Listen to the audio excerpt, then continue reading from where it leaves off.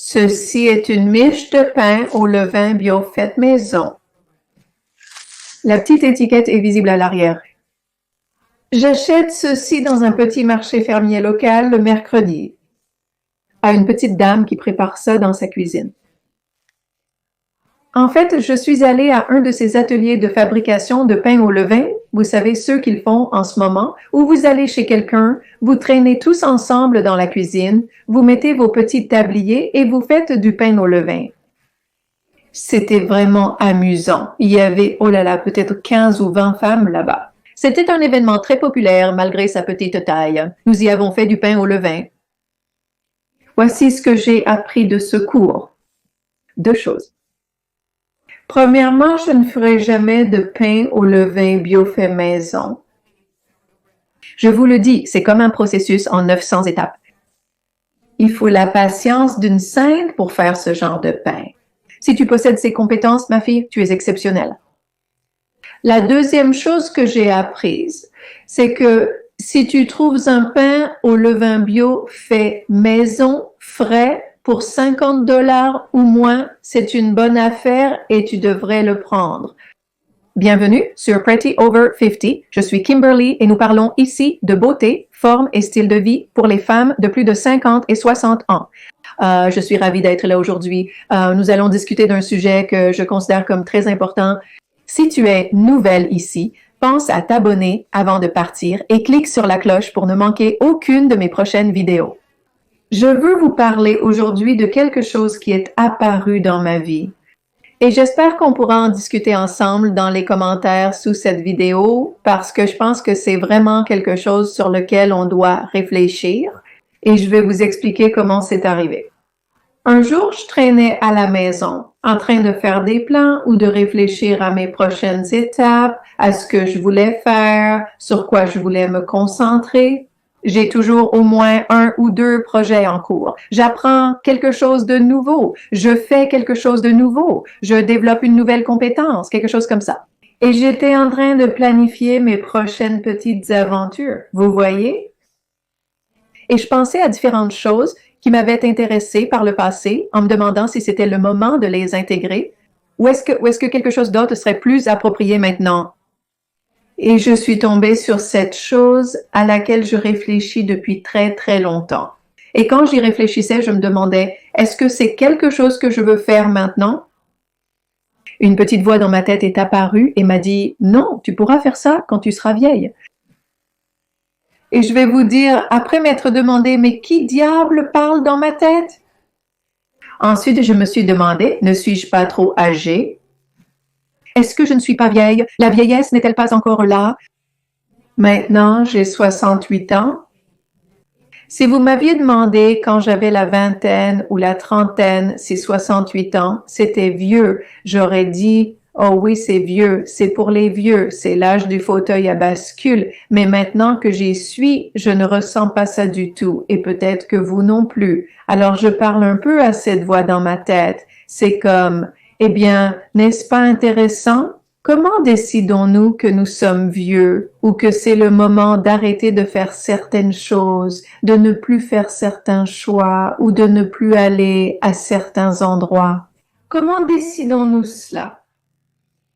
Et j'ai vraiment commencé à faire une introspection, à analyser ce que signifie vieux pour moi et si j'ai pris des décisions en fonction d'une idée selon laquelle je suis vieille, alors que je ne le suis peut-être pas. C'est peut-être juste une décision que j'ai prise. Alors, j'ai vraiment commencé à y réfléchir parce que je pense que c'est important, surtout dans notre culture, dans la culture américaine, peut-être un peu plus que dans d'autres cultures. Nous valorisons vraiment la jeunesse et parfois, nous avons presque tendance à écarter, pas tout le temps, mais parfois, les personnes qui ne sont plus jeunes. Je me rends compte qu'il y a eu un certain recul au cours des dernières décennies, et c'est une bonne chose. Mais je pense quand même qu'il y a ce rejet sous-jacent des personnes qui sont sur cette planète depuis un peu plus longtemps que les autres. Et il y a une chose que je trouve particulièrement intéressante, et c'est le rejet de l'expérience que ces personnes ont vécue. En d'autres termes, elles ont vécu de nombreuses expériences qui leur donnent des connaissances sur certaines situations. Donc, je pense vraiment que dans notre culture, nous manquons cette opportunité de profiter des connaissances que les personnes qui sont sur cette planète depuis plus longtemps ont acquises. Donc, je réfléchissais à toutes ces choses. Et voici les choses que j'ai finalement retenues. Et peut-être que si vous y réfléchissez un peu, vous arriverez à la même conclusion. Donc, j'ai 68 ans ce mois-ci, 68 ans. Ça m'aurait semblé vraiment vieux quand j'avais la vingtaine ou la trentaine. Maintenant, ça ne me semble plus si vieux. Le truc, c'est qu'à 68 ans me paraîtra vraiment jeune, comme si j'étais une enfant à l'époque. Quand je repense à mes 50 ans, je pensais que c'était tellement vieux à l'époque. Je me suis tellement amusée dans la cinquantaine. Je ne plaisante pas du tout. Je me suis tellement amusée. J'ai fait de nombreuses activités sportives en plein air, visité de multiples endroits et rencontré beaucoup de gens. Les idées reçues sur l'âge sont trompeuses. Contrairement à ce que je pensais dans ma vingtaine et ma trentaine, mes 50 et 60 ans ont été absolument géniaux et amusants. Je vais bientôt avoir 68 ans dans ma tête et j'ai toujours eu ça et peut-être que certaines d'entre vous aussi. Si c'est le cas, mentionnez-le dans les commentaires ci-dessous. Et j'ai toujours eu dans ma tête une chronologie de ma vie. C'est comme si je pouvais vraiment la visualiser dans mon esprit et je voyais différents tournants et détours, pas forcément des événements, juste la trajectoire de ma vie. Et je peux voir ma ligne du temps à mesure que j'avance à partir d'ici et je vois un chiffre qui s'illumine ou qui apparaît sur ma ligne du temps. Je l'observe depuis un certain temps. C'est comme si on atteignait la fin de la ligne du temps pour cette vie. Et c'est dans longtemps, c'est dans environ 30 ans. Et en pensant à la façon dont je gère ma santé, tu sais, je mange très sainement, je fais de l'exercice, je bois de l'eau de qualité, je fais tout ce qu'il faut pour me sentir vraiment bien. Et je me sens vraiment, vraiment bien. Je peux voir comment je vais vivre jusqu'à cet âge-là. Maintenant, voilà le truc. Si je décidais aujourd'hui que j'étais vieille, j'aurais 30 ans pour traîner dans mon fauteuil à bascule en étant vieille. Et regardons cela d'un autre point de vue. 30 ans, c'est comme moi à 38 ans. 30 ans ont passé. À 68 ans maintenant, c'est 60 ans de plus. C'est sacrément long comme temps. Pense à tout ce qui s'est passé dans ta vie au cours des 30 dernières années. Je veux dire, il y a plein de saisons là-dedans, plein de choix, énormément de temps, toutes sortes de choses. Et quand tu penses à tout ce que tu as fait, appris, traversé, à tout ce qui t'a fait grandir et mûrir pendant ces 30 années, imagine si tu mettais de côté les 30 prochaines années, quelle perte ce serait. Et j'ai vraiment commencé à réaliser qu'il me reste tellement de temps sur cette planète, dans cette vie, pour faire toutes sortes de choses incroyablement géniales. Je veux dire, c'est vraiment à moi de décider ce que je vais faire de ce temps-là. Je suis restée très mobile. Je peux sortir seule et je ne me sens pas mal à l'aise. Je veux dire, j'ai énormément de choix. Donc, ça m'a vraiment frappé que la durée entre mes 38 ans et aujourd'hui pourrait être la même que celle qu'il me reste avant de partir pour ma prochaine aventure. Et je me suis dit, eh bien, c'est tellement intéressant et ça a vraiment influencé la façon dont je voyais mes choix et la manière dont je planifiais ma vie. Et puis, une autre pensée m'est venue parce que j'ai commencé à regarder autour de moi, à mes amis. Vous savez, j'ai des amis de mon âge, comme nous toutes, et j'ai commencé à penser à chacune d'elles. Et ce que j'ai réalisé, c'est que j'ai des amies qui ont décidé qu'elles étaient vieilles. Elles l'ont simplement décidé et ce n'est pas comme si elles étaient venues me voir un jour en disant « je suis vieille maintenant ». Les choses sont différentes. C'est plutôt que, vous savez, elles ont juste adopter une attitude de vieille, un schéma de vie ancien ou une vieille perception de leur mode de vie. Cela se voit dans leur façon de s'habiller, de se présenter, dans ce qu'elles font de leur temps, dans leurs attitudes, leurs choix et bien plus encore.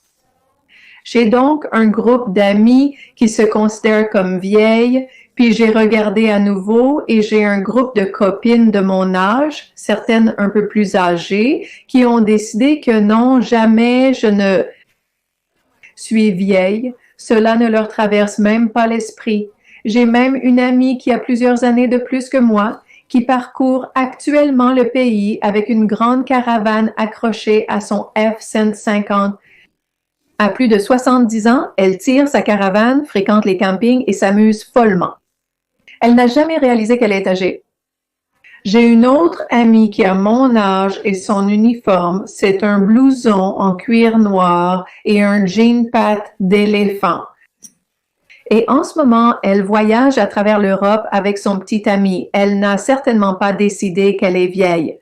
Donc, j'ai un mélange d'amis et je suis sûre que toi aussi, dont certaines ont décidé, d'accord, je termine un peu les choses, je sors le fauteuil à bascule et je vais passer le reste de ma vie assise. Et puis, j'ai un autre groupe d'amis qui disent « pas question » et qui font toutes sortes de choses amusantes, folles et excitantes. Donc, ce que je veux dire avec cette longue discussion, c'est « as-tu décidé que tu es vieille? Et si tu l'as fait ou pas, est-ce que tu es heureuse de cette décision? » Parce que je pense vraiment que c'est une décision. On a le choix, tout comme je choisis mes prochains projets ou mes prochaines aventures et sur quoi je vais me concentrer ensuite, j'ai le choix et j'ai aussi le choix de me sentir vieille ou de décider que je suis vieille. Et je pense que peut-être que certaines d'entre nous avons décidé que nous étions vieilles un peu trop tôt. Et peut-être que cette décision doit être changée, je ne sais pas. Eh bien, une chose est claire pour moi. Après ce petit exercice, j'ai réalisé que j'ai tellement de temps et que je peux faire tellement de choses. Et cette chose qui m'est venue à l'esprit, je ne vais pas la faire maintenant parce que je vais la faire quand je serai plus âgée. Donc, je remets ça de côté et je vais choisir des choses qui correspondent un peu plus à mes années de jeunesse de 68 ans. Voici tout ce que j'ai pour vous aujourd'hui. Une petite discussion pour savoir si nous sommes vieux ou non. Êtes-vous vieux? Suis-je vieille? Est-ce que tes amis sont vieilles? Qui est vieille? J'aimerais beaucoup que vous partagiez vos réflexions à ce sujet dans les commentaires ci-dessous parce que je pense que cela mérite une discussion. Et je pense que peut-être, juste peut-être, on décide qu'on est vieille beaucoup trop tôt.